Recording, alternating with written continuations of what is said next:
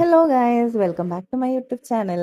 അപ്പോൾ ഇന്ന് നമ്മളുടെ ആനുവൽ ഡേ ആണ് കേട്ടോ. സ്കൂളിൽ 1.5 മാസത്തെ പ്രാക്ടീസിന് ശേഷം, കഷ്ടപ്പാടുകൾക്ക് ശേഷം ഇന്ന് നമ്മൾ സ്റ്റേജിൽ കയറാൻ പോവാണ് കേട്ടോ. ഇനിയിപ്പോൾ നമുക്ക് വേറൊന്നുമില്ല, ഫൈനൽ ഡേ ആണ്. നേരെ സ്റ്റേജിൽ കയറുക, മാക്സിമം എഫേർട്ട് ഇട്ട് കളിക്കുക. ഒരൊറ്റ മൈൻഡിലാണ് ഞാൻ നടക്കുന്നത്.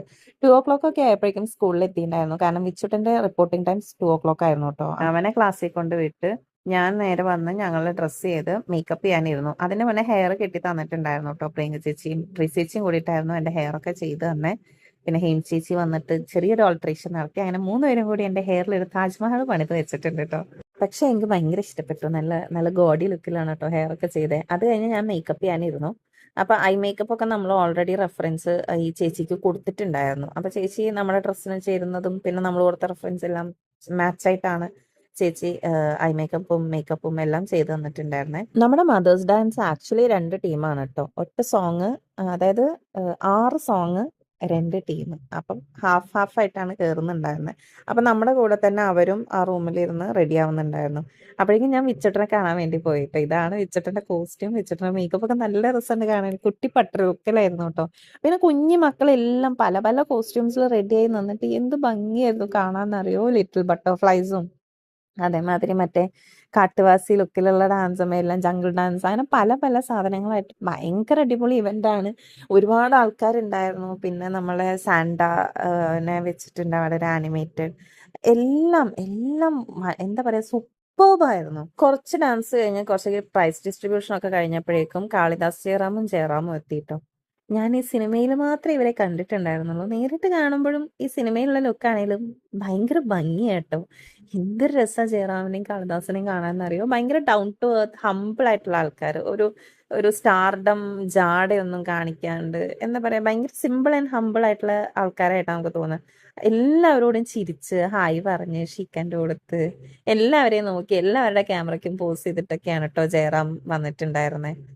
കാളിദാസനെ എനിക്കറിയില്ല, യങ് ആയതുകൊണ്ട്, യങ്സ്റ്റർ ആയതുകൊണ്ടാണോ കുറച്ച് റിസർവ്ഡ് ആയിട്ടിരിക്കുന്ന മാതിരി എനിക്ക് തോന്നി പേഴ്സണലി. പക്ഷെ ജാടാന്നല്ല കേട്ടോ, ജാടയല്ല. എന്തൊക്കെ പറഞ്ഞാലും ജയറാമിനെ പോലെ ഒരാളുടെ എക്സ്പീരിയൻസിന്റെ അത്ര വരില്ലല്ലോ. പുള്ളി എത്രയോ ഇയേഴ്സ് ഓഫ് എക്സ്പീരിയൻസ് ഉള്ള വ്യക്തിയല്ലേ. എല്ലാവർക്കും ഇഷ്ടപ്പെടുന്ന ഒരാളായതുകൊണ്ട് തന്നെ ഒരുപാട് പേര് പുള്ളിനെ കാണാൻ സ്കൂളിലെ പാരൻസ് ആയിട്ടാണെങ്കിലും അല്ലാണ്ട് പുറത്തുനിന്നാണെങ്കിലും ഒരുപാട് പേര് പുറത്തും ക്രൗഡഡ് ആയിട്ട് നിൽക്കുന്നുണ്ടായിരുന്നു കേട്ടോ. ഭയങ്കര സന്തോഷം തോന്നി. സാധാരണ ഞാൻ ദേവഗിരിയിൽ മോൻ പഠിക്കുന്ന സമയത്ത് ആനുവൽ ഡേക്ക് ഡ്രസ്സ് ചെയ്ത് നിൽക്കുന്ന സമയത്ത്, ആനുവൽ ഡേ അല്ല, അവിടെ പാരൻസ് ഡേക്ക് ഡ്രസ്സ് ചെയ്ത് നിൽക്കുമ്പോൾ നമുക്ക് ഗസ്റ്റ് വന്നു കഴിഞ്ഞാൽ ഇതുപോലെ ഓടിപ്പോയി കാണാനൊന്നും പറ്റാറില്ല. നമ്മൾ അവിടെ തന്നെ ഇരിക്കാറാണ്. പിന്നെ അങ്ങനെ ഓടി എത്താനും പറ്റില്ല. ഇത് പക്ഷെ നമുക്ക് ഡ്രസ്സിങ് റൂമിൽ നിന്നാണെങ്കിലും ഇറങ്ങി ഒന്ന് പോയി നോക്കാനുള്ളൊരു സ്പേസ് ഒക്കെ ഉണ്ടായിരുന്നു. അങ്ങനെ അതൊക്കെ കഴിഞ്ഞ് നമ്മൾ ഫുൾ മേക്കപ്പ് ചെയ്തിട്ടുണ്ടായിരുന്നില്ല. ആക്ച്വലി ഫേസ് മേക്കപ്പ് ചെയ്തു, ഐലാഷസ് വെച്ചിട്ടുണ്ടായിരുന്നില്ല, പിന്നെ ഇയറിങ്സ് ഒക്കെ ഇട്ടിട്ടുണ്ടായിരുന്നു, ചുട്ടി വെച്ചിട്ടുണ്ടായിരുന്നില്ല. അപ്പം അതൊക്കെ വെക്കാൻ വേണ്ടി പോയിരുന്നു. അത് കഴിഞ്ഞപ്പോഴാണ് ജയറാമിനെയും കാളിദാസിനെയും സ്റ്റേജിൽ കയറ്റിയിട്ട് നമ്മുടെ മ്യൂസിക് സാറും പിള്ളേരെല്ലാവരും കൂടിയിട്ടുള്ള നല്ലൊരു പെർഫോമൻസ് ഉണ്ടായിരുന്നു കേട്ടോ. അപ്പോൾ അതൊക്കെ ഞാൻ കുറച്ച് നേരം അവിടെ സൈഡിൽ പോയി നിന്ന് കണ്ടു. പിന്നെ ഇടയ്ക്കിടയ്ക്ക് പുറത്ത് പോവും, വേർക്കും. അപ്പോൾ തിരിച്ച് വീണ്ടും റൂമിൽ വന്ന് AC ഇരിക്കും. അത് കഴിഞ്ഞ് വീണ്ടും പുറത്ത് പോവും. അങ്ങനെയൊക്കെ ആയിട്ടാണ്. ഇതാണ് ഏറ്റവും ഫൈനൽ ഇവന്റ് ഉണ്ടായിരുന്നത്. ഞങ്ങളുടെ ഡാൻസ് വീഡിയോ ഞാൻ വേറെ അപ്ലോഡ് ചെയ്യാം കേട്ടോ.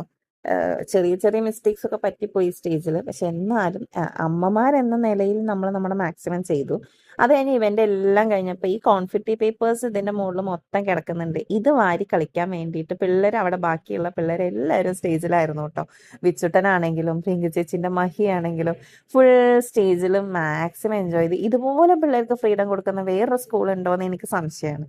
അങ്ങനെ നമ്മൾ അതൊക്കെ കഴിഞ്ഞ് നേരെ നമ്മൾ ചെന്നൈ തട്ടുകട എന്ന് പറഞ്ഞൊരു ഷോപ്പിൽ വന്ന് നല്ല ദോശ കഴിച്ചു കേട്ടോ. ഞാൻ 2 ഗീ റോസ്റ്റ് വെച്ചിട്ടോ ഞാനും കഴിച്ചു.